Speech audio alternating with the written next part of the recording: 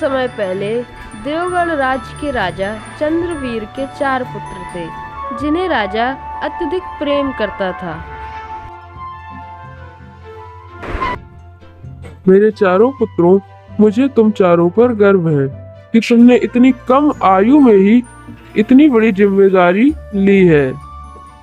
तुम चारों को इस राज्य में हो रही गतिविधियों के बारे में पता लगाने का कार्य सौंपा जाता है। तुम चारों को पता लगाना होगा कि हमारे राज्य में कौन सा व्यक्ति सुखमय है और कौन सा व्यक्ति दुखमय है, कौन व्यक्ति क्या कर रहा है और कौन व्यक्ति क्या नहीं कर रहा है। इन सभी गतिविधियों पर तुम्हें ध्यान देना पड़ेगा और यही कार्य तुम्हें सौंपा जाता है।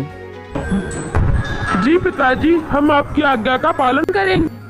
पिता की आज्ञा मिलते ही चारों पुत्र राज्य की खबर लेने के लिए निकल पड़ते हैं।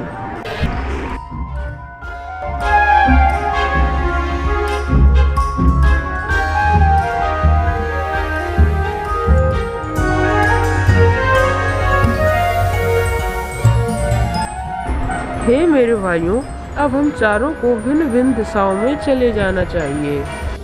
जी बड़े भैया, अब हम चारों को भिन्न भिन्न दिशाओं में जाना ही पड़ेगा। और उसके बाद वो चारों भिन्न भिन्न दिशाओं की ओर चले गए।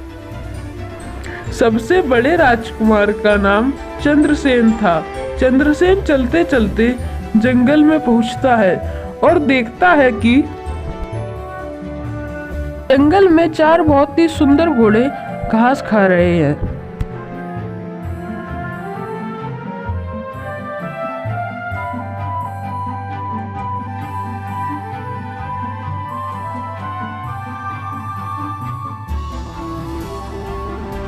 और फिर वही पास में वह देखता है तो एक पेड़ के नीचे एक साधु खड़े हुए थे।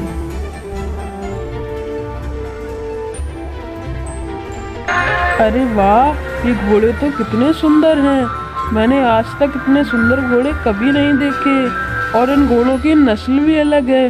कहीं ये सभी घोड़े इस साधु के तो नहीं हैं? चलो इससे चलकर पूछता हूँ।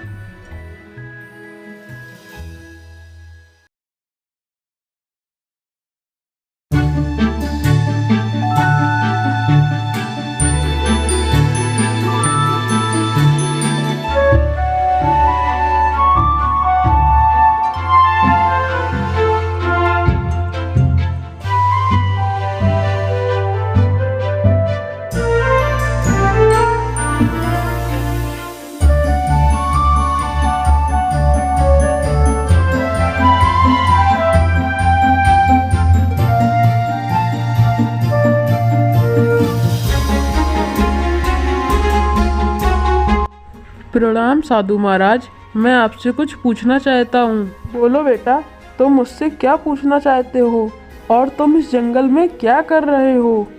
बाबा, मैं एक राजकुमार हूँ और मैं अपने राज्य का भ्रमण करने के लिए निकला हूँ। तो आप एक राजकुमार हैं, तो बोलिए आप मुझसे क्या पूछना चाहते हैं? बाबा, ये जो घोड़े घास खा रहे हैं, क्या ये घोड़े आपके हैं? मैं इनसे भ्रमण करना चाहता हूँ जंगल का। हाँ राजकुमार, ये चारों घोड़े मेरे ही हैं और तुम इनमें से कोई भी एक घोड़ा ले जा सकते हो अपने भ्रमण करने के लिए, लेकिन मेरी एक शर्त है। बोलिए बाबा, आपकी क्या शर्त है? मुझे आपकी हर शर्त मंजूर है। मेरी शर्त ये है राजकुमार कि जंगल में भ्रमण करते वक्त तुम जो कुछ भी देखोगे उसका अर्थ मुझे समझाना होगा, और अर्थात अगर तुम उसका अर्थ मुझे नहीं समझा पाए तो मैं तुम्हें पत्थर का बना दूंगा। और हाँ, तुम्हें शाम होने से पहले यहाँ पर लौटना होगा। जी बाबा, मुझे आपकी शर्त मंजूर है। इतना बोलकर राजकुमार वहां से एक घोड़ा लेकर निकल गया।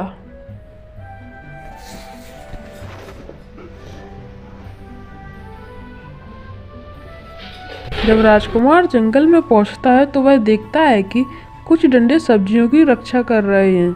यह देखकर वो बहुत ही अचंभित हो जाता है, क्योंकि इससे पहले उसने ऐसा कुछ भी नहीं देखा था। यह देखकर वो जंगल में आगे की ओर निकल जाता है। फिर शाम होने पर राजकुमार, अब मुझे यहाँ से निकल जाना चाहिए क्योंकि शाम भी होने वाली है और साधु महाराज ने कहा था कि शाम होने से पहले वहाँ पर वापस लौटना है। इतना बोलकर राजकुमार वहां से साधु की ओर निकल जाता है।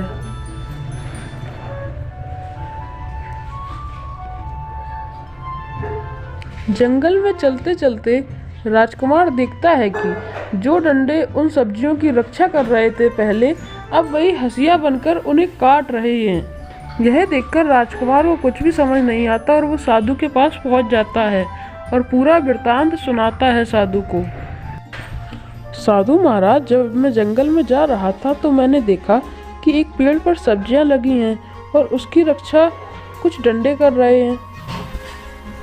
लेकिन जब मैं लौट रहा था तो मैंने देखा कि वही डंडे अब हंसिया बन चुके हैं और उन्हीं सब्जियों को काट रहे हैं।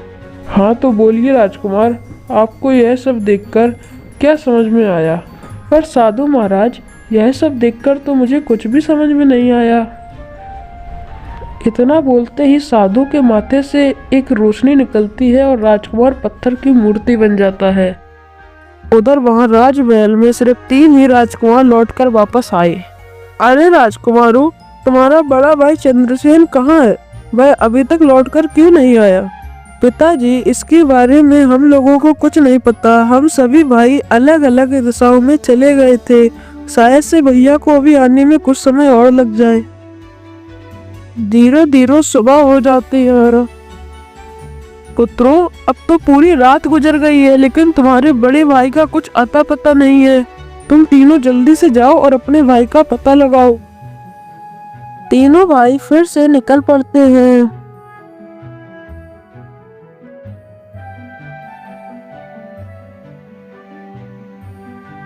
और अपने बड़े भाई का पता लगाने के लिए भिन्न भिन्न दिशाओं में चले जाते हैं। मंझला राजकुमार चंद्र प्रताप चलते चलते उसी स्थान पर पहुंचता है।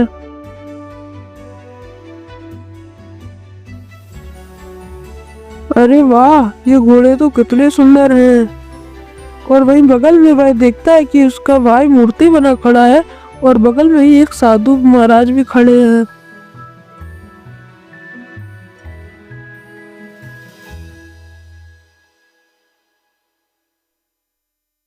अरे ये क्या? ये मूर्ति तो हूबहू मेरे बड़े भैया जैसी लग रही है। अरे क्या ये मेरे बड़े भैया ही तो नहीं है? चलो उन साधु बाबा से चलकर पूछता हूँ। प्रणाम बाबा, मेरी सहायता कीजिए। तुम कौन हो पुत्र, और तुम्हें क्या सहायता चाहिए? बाबा, मेरा नाम चंद्र प्रताप है और मैं अपने बड़े भैया को ढूंढने की खोज में निकला हूँ। आपके पास यह जो प्रतिमा खड़ी हुई है, यह हूबहू मेरे बड़े भैया की तरह लग रही है। अच्छा, तो यह तुम्हारा भाई है? इसे मैंने ही मूर्ति बनाया है क्योंकि इसने मेरे सवालों के सही जवाब नहीं दिए थे। बाबा, आखिर आपने मेरे भैया से ऐसे क्या सवाल पूछ लिए थे जिसके जवाब उन्होंने नहीं दे पाए? फिर साधु राजकुमार को पूरी घटना के बारे में बताता है। यह सब सुनकर राजकुमार हैरान रह जाता है। राजकुमार, तुम दुखी मत हो। यदि तुम चाहो तो मैं तुम्हारे भाई को फिर से जीवित कर सकता हूँ। हाँ बाबा, मैं यही चाहता हूँ कि आप मेरे भाई को जल्दी से ठीक कर दीजिए। हाँ राजकुमार, मैं तुम्हारे भाई को जरूर ठीक कर सकता हूँ, लेकिन तुम्हें भी पहले मेरे सवालों का जवाब देना होगा। पर बाबा, जब मैंने उस दृश्य को अपनी आंखों से देखा ही नहीं है तो मैं उसके जवाब कैसे दे सकता हूँ? राजकुमार जी, तो उसमें देरी किस बात की है?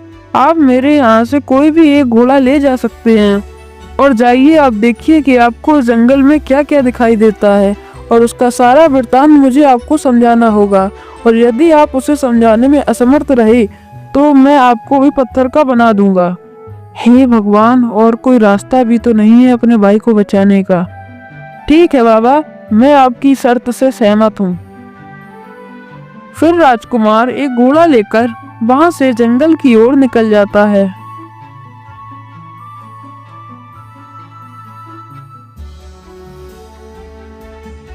वह जब बहुत ही घने जंगल में पहुंचता है तब वह देखता है कि